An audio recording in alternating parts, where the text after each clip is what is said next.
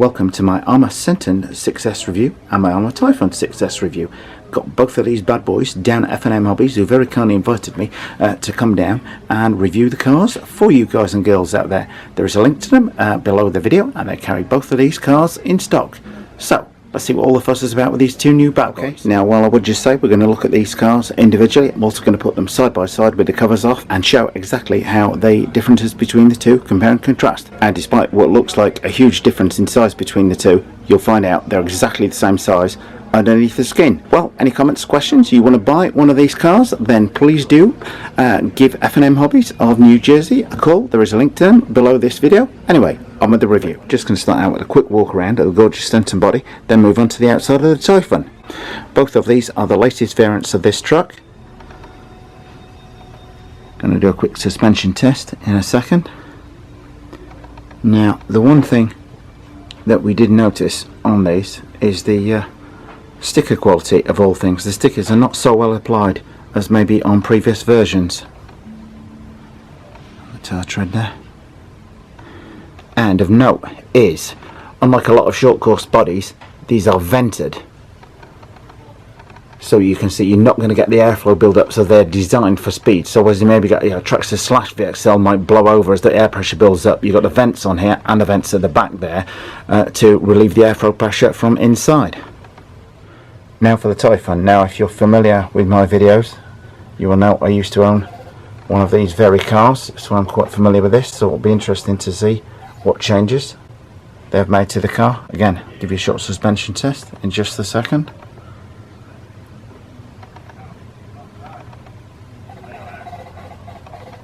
Okay, a bit easier to get into the suspension on this one. I'm going to take the cover off the Senton in just a second, as I am the Typhon.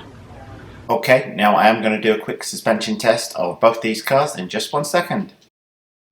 Any comments you've got on these cars, do please ask away. First of all, I'm going to take the body off the Senton. Let's see what we've got inside, and then do a quick suspension test. So much movement we've got. Okay, taking the Senton first of all, let's see what we've got under this body.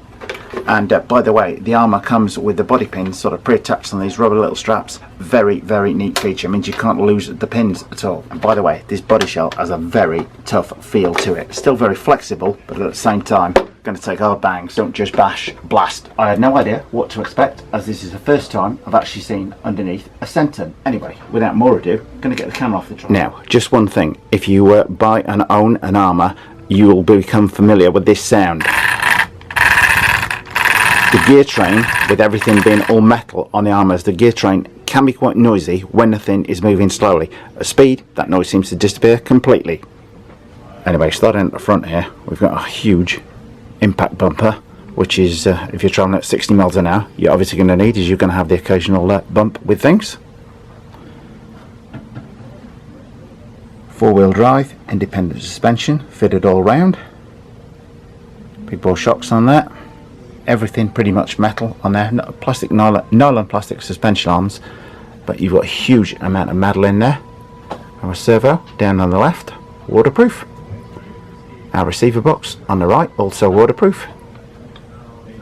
Our ASC with it complete with fan, that's also waterproof on there. Okay, moving on down the right side of the car, you'll see we've got our two battery leads here. You see this looped one here, which enables you to run a single 4S pack or a single 6S pack if you've got one, if you don't want to run 2x2S or 2x3S.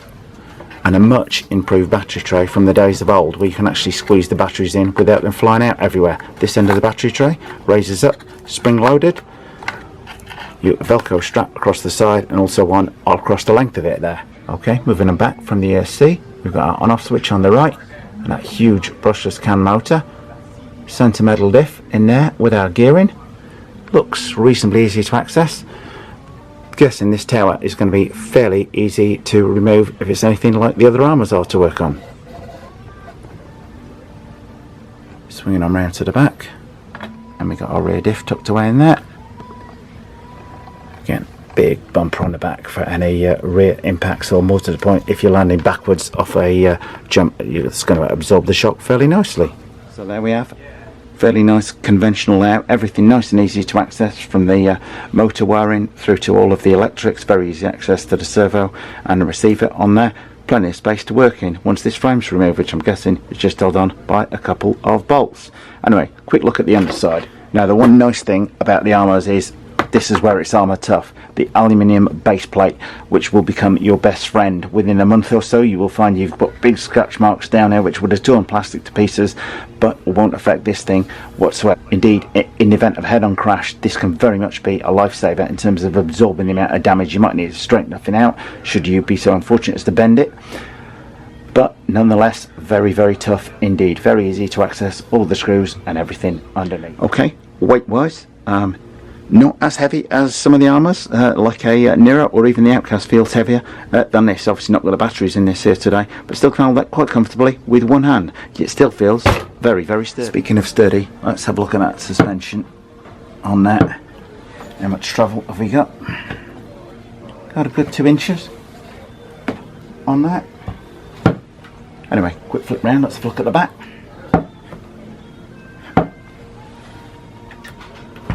You can tell from the way the thing is damped, this thing is designed to go over big air. To give you some idea, Jim from F&M has got a slash, and look at that versus the Senton. Could be its brother from another mother. It's virtually identical in size, and Jim's going to spin it round. And very little difference in wheelbase. The slash marginally, maybe a centimetre. Except the one thing on the handling is the Senton running on 6S has a lot more power than the slash running on 3S, and you've also got that sort of Arrma Tough. The weight of the aluminium chassis plate is going to keep the thing glued to the ground quite a bit more than the Traxxas, and they are around the same price point. Now for a quick look under the Typhon. Once again, fairly nice tough shell on here. The whole thing very lightweight. It's not a particularly large Arrma shell. Okay, well, starting at the front, there's a pan in there. Down again, 4-wheel drive, independent suspension, all round. This does have, when driving it, very much more of a buggy type feel to it. Okay, we've got our servo there on the left, waterproof receiver box on the right. ESC with its cooling fan on the left, and our superb brushless motor power. They're also on the left at the back, and again you've got the centre diff, very easy access to it on these cars. Now on the side of the car we've got the much improved battery tray on here with the velcro straps, where you can actually fit packs in here without them sliding about, flying out, everything. It is however very much still a squeeze when the cover is on to squeeze 2 3S packs on there. You may well find yourself being better off buying one 6S pack to fit on there, but the thing is comes with the loop round on there, so you can just run one pack, one 4S pack or one 6S pack if you want. Just seeing the nice diff down in there. There's a very easy access to the drivetrain on this car. A superb all metal drivetrain throughout this baby.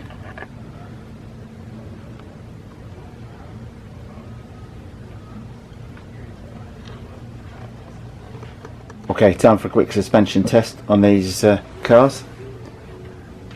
And you can see you've got about the same amount of travel on both of these vehicles. This is where the similarities are kicking in. I'm going to put them side by side in a minute so we can see exactly what the differences are. Rear suspension travel on there. I know from personal experience this thing just simply absorbs bumps at the speed like you wouldn't believe. Okay, well on the Typhon, just scanning down the chassis there, you can see everything is very nicely laid out, very similar, slightly different under tray. Sides on this Typhon are wasted down, whereas on the Senton you've got that higher side remaining pretty much right the way round.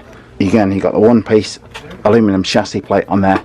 That's what's Arrma Tough. Absolutely bulletproof. The amount of abuse this thing can put up with and take, incredible. Okay, well I've got the boys side by side so we can do a bit of compare and contrast between the two. I would say many thanks to F&M once again for letting me come in and video these two marvellous buggies and show them to you. A link to them below the video. They do carry both of these in stock at very good prices, so please do give them a call if you like either one of these cars. Decisions. Well, the most obvious difference between the two, this one has the big roll cage over the top and this one has the large wing on the back. Other than that, the layout of the cars is very similar. Very many common parts like the suspension arms top and bottom on here, the shocks, even the little tower at the front on here. You might think it looks different, that's only because we've got the little plastic body mount on the top there, but this metal piece below, everything is pretty much identical. You do have the advantage that the Senton comes with impact bumpers front and back and at either side. The Typhon buggy, however, you're going to have to be much more careful with that you don't hit anything, because you've got no bumper at the front, no bumper at the back. The rear wing will act as a kind of roll bar because it's on fairly tough nylon mounts. Traditionally has maybe been a slightly weak point for Armma tyre size. Very, very similar. Ones on the Senton, marginally smaller than the ones on the Typhon. About the same width on either one, just these are slightly larger diameter. They are like brothers from another mother, I believe the expression goes.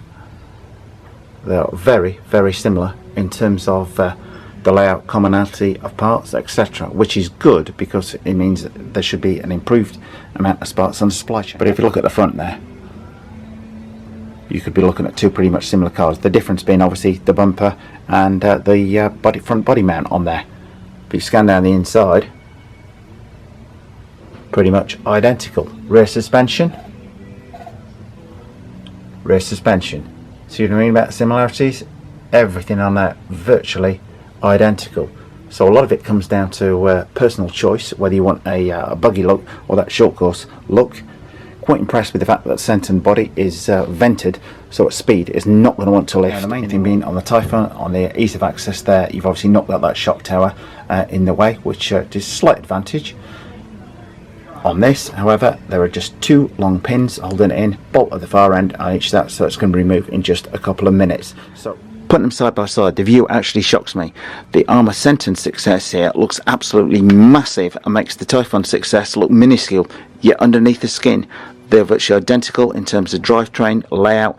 That track width is the same on both, yet this looks so much bigger with that higher body. Seems to make and the wider body on there makes the whole thing look much bigger, but it is identical in size pretty much to this one. I should think the Senton is actually going to put up with far more abuse than the Typhon will do. With the Typhon you've got no bumper, with the Senton you've got the huge bumper front and rear, and you've also got the ones there at the side. So I would suggest if you're going to be getting any big air, then the Senton is the one for you. Although they're going to handle very much the same as you've seen, the suspension and the internal components pretty much the same. They are absolutely bulletproof. To my mind, the expression Armma Tough is there for a reason. You pick one of these things up, it feels solid as can be.